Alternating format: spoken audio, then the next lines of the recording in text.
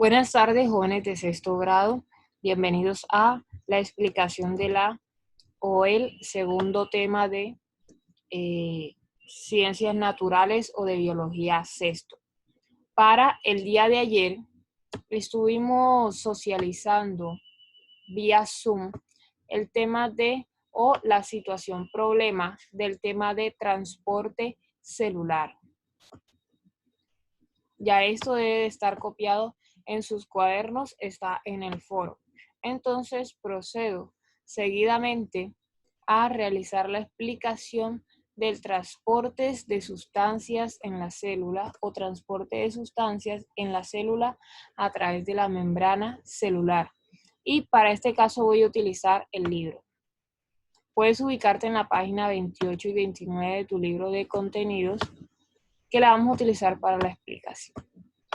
Bien, como sabrán, la célula realiza todas las funciones vitales y para realizar estas funciones vitales ella debe dejar ingresar algunas sustancias hacia su citoplasma para poder nutrirse o realizar sus funciones adecuadamente, así como que también deja salir sustancias de la célula o permite sacar que salgan sustancias de la célula con el fin de expulsar desechos o sustancias tóxicas. Este movimiento hacia adentro o hacia afuera de la célula de sustancias que nutren la célula o que la célula necesita desechar se denomina transporte celular. Y hay tres tipos de transporte celular: el transporte celular pasivo, el transporte celular activo y la endocitosis y la exocitosis. Para comprender un poco más de qué se trata esto, debemos de repasar los términos de concentración y gradiente. La concentración se refiere a la cantidad que hay de moléculas de unas sustancias disueltas en un fluido como el agua. Por ejemplo, acá tenemos 5 vasos con agua en la cual se encuentra o en los cuales se encuentran disueltos una tinta. Te pregunto, ¿en cuál de ellos hay mayor cantidad de tinta o hay mayor cantidad de tinta concentrada? Quizás me responderás que en el primero. ¿Por qué? Porque se encuentra más oscuro y así es. Entonces, eso quiere decir que en este primer vaso hay mayor cantidad de tinta concentrada que en el último. Este último nos referiremos a que esta solución está muy diluida, debido a que la cantidad de tinta con respecto al fluido es relativamente muy pequeña. ¿Ok? Otro ejemplo te lo voy a mostrar acá. Aquí las soluciones se encuentran demasiado concentradas o muy concentradas, es decir, que hay gran cantidad de soluto o de tinta acá. Y acá se encuentra la solución muy diluida, es decir, hay muy poca cantidad de tinta a comparación de la cantidad del fluido en el cual se disuelve, que es agua. Hablaremos de gradiente de concentración cuando hay dos diferencias o cuando hay diferencia entre la concentración de sustancias que se encuentran de un lado a otro de la membrana. Te lo voy a mostrar acá. Digamos que esta es la membrana. Esta. Y este es el lado interno o el espacio interno de la célula y este es el espacio externo. Como hay diferencias en concentraciones, el interno del externo, hablaremos de gradiente de concentración y nos referiremos a los conceptos de a favor del gradiente y en contra del gradiente. Hablaremos de a favor del gradiente cuando las moléculas que se encuentran muy concentradas a un lado de la membrana se mueven de ese lugar muy concentrado a uno de menor concentración, con el fin de igualar pues la cantidad de concentración al lado y lado de la membrana. Eso es a favor del gradiente.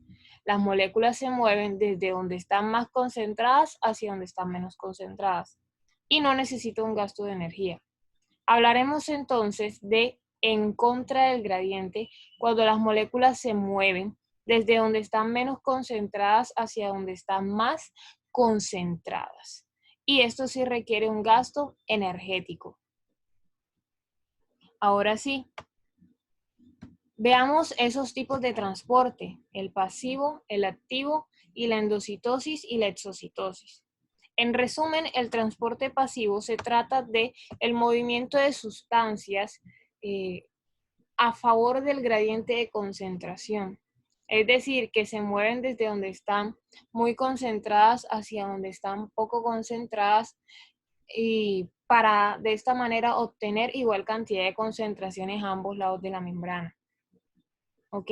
Ahora, este tipo de transporte no requiere gasto de energía y puede ser de tres tipos: difusión simple, facilitada y ósmosis. En la difusión simple, las sustancias que van a atravesar la membrana son muy pequeñas, de tal manera que pueden pasar a través de la bicapa de fosfolípidos. Un ejemplo son el oxígeno y el dióxido de carbono.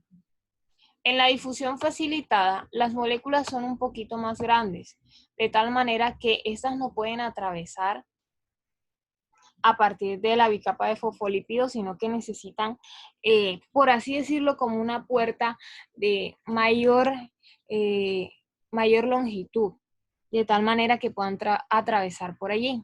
Esa puerta que les da paso a estas sustancias de mayor tamaño se denominan proteínas de canal o proteínas de transporte.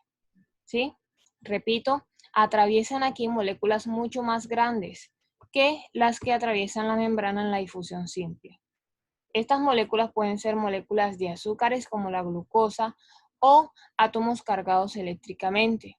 ¿Listo? Entonces, en la difusión simple atraviesan sustancias de menor tamaño y en la facilitada atraviesan sustancias de mayor tamaño, pero a través de una proteína de canal o una proteína transportadora.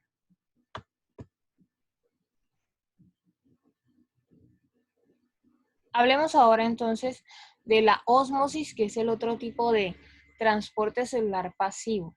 Este también se da a favor del gradiente y no necesita gasto energético. Pero la diferencia entre la ósmosis y la difusión simple y facilitada es que en la ósmosis lo único que se transporta es agua. En las otras dos se transportan cualquier otro tipo de sustancia, a excepción del agua. Voy a ampliar un poco. El agua, para poder atravesar la membrana, necesita unas proteínas que se denominan acuaporinas. ¿Y cuándo ellas atraviesan? Ellas atraviesan cuando los solutos no pueden pasar de un lado y del otro. Entonces, para mejorar la concentración al lado y lado de la membrana, el agua es la que entra en movimiento. Y ahora, se pueden dar lo siguiente. Te voy a mostrar una imagen para que puedas ilustrar mejor. Ok, esta es una difusión de sustancias. Las sustancias pasan de mayor concentración a menor concentración hasta que ambos lados de la membrana queden en iguales concentraciones. Esto en el caso de la difusión. Ya te muestro una gráfica de la ósmosis. Ok, esta es una membrana que divide dos regiones. Una con poca concentración de un soluto o de una sustancia y mucha agua, y otra con mucha concentración de soluto y poca agua. Como estas sustancias no pueden atravesar de un lado a otro, lo que entra en movimiento debe ser el agua. Así que el agua de este lado, para disminuir la cantidad de concentración que hay en este, empieza a pasar hacia acá. Y eso es lo que ocurre. El agua pasa del otro lado para disminuir la concentración o para diluir la concentración de este soluto de este lado. ¿Listo? Y en la ósmosis se dan tres fenómenos. El fenómeno del medio isotónico, hipertónico e hipotónico. Cuando las células de cualquier ser vivo se encuentran en un medio donde la concentración de soluto es igual dentro y fuera de la membrana, las cantidades de agua que ingresan de afuera o que salen de la célula son las mismas, porque hay igual concentración de soluto dentro y fuera de la célula. Caso contrario pasa cuando hay mucha concentración de soluto o de sustancias fuera de la célula que dentro o en comparación que adentro, es decir, hay mayor concentración afuera que adentro. De tal manera que para poder diluir esa gran cantidad de soluto que hay fuera, la célula empieza a expulsar agua a grandes cantidades. Tanta cantidad de agua empieza a expulsar que hasta esta se puede romper y deshidratar por completo, hasta morir. Y el último caso del medio hipotónico es cuando hay mayor concentración de soluto dentro de la célula que fuera de ella, de tal manera que el agua que está en el medio o fuera de la célula empieza a ingresar, tanto que puede hinchar la célula hasta hacerla estallar. Este caso es muy parecido a lo que sucede con los frijoles en agua. Los frijoles en agua se hinchan porque hay mayor concentración de soluto dentro de las células del frijol que fuera, por lo que el agua siempre va a intentar estar ingresando a las células para disminuir o diluir esa concentración de soluto dentro de ella. Ahora sí hablemos de transporte celular activo. En el transporte celular activo, al contrario del pasivo, se necesita un gasto de energía, ya que las moléculas se mueven en contra del gradiente. Sí, en contra del gradiente. Recuerda, las moléculas van de menor concentración hacia donde están más concentradas. Como este fenómeno necesita un gasto de energía, la energía que va a utilizar son moléculas de ATP que tú y yo producimos como producto del metabolismo de nuestra alimentación. Este proceso se utiliza sobre todo en las células de nuestro sistema nervioso, que necesita grandes cantidades de una sustancia en un lado de la membrana y de otra sustancia al otro lado de la membrana. ¿Ok? Entonces, la diferencia entre transporte pasivo y activo es que el pasivo no necesita gasto de energía y ocurre a favor del gradiente. En cambio, en el activo sí se necesita gasto de energía y ocurre en contra del gradiente. Y por último, encontramos la endocitosis y la exocitosis, que se dan cuando las moléculas que deben de ingresar o de salir de la célula son demasiado grandes. Estas no pueden atravesar ni por la bicapa fosfolipídica ni por las proteínas de transporte. En este caso, endocitosis, que es cuando las sustancias ingresan, o exocitosis, que es cuando las sustancias salen de la célula. ¿Listo? Aquí ingresan a la célula o al citoplasma y aquí salen las sustancias tóxicas. Para que se den esos dos procesos, la célula debe de modificar su citoplasma o su membrana de tal manera que arrope o que envuelva las moléculas que necesita dejar ingresar y forma así una bolsa o una vesícula ingresando pues la sustancia que ella necesita. Eso en la endocitosis. En la exocitosis, las vesículas que se encuentran con desechos dentro de la célula o del citoplasma empiezan a abrirse paso hasta el límite de la célula de tal manera que la vesícula se fusiona con la membrana y libera su contenido de desechos. Entonces, este caso solo ocurre cuando las moléculas que ingresan en el caso de la endocitosis o que salen en el caso de la exocitosis son demasiado grandes. En la endocitosis hay dos tipos de procesos.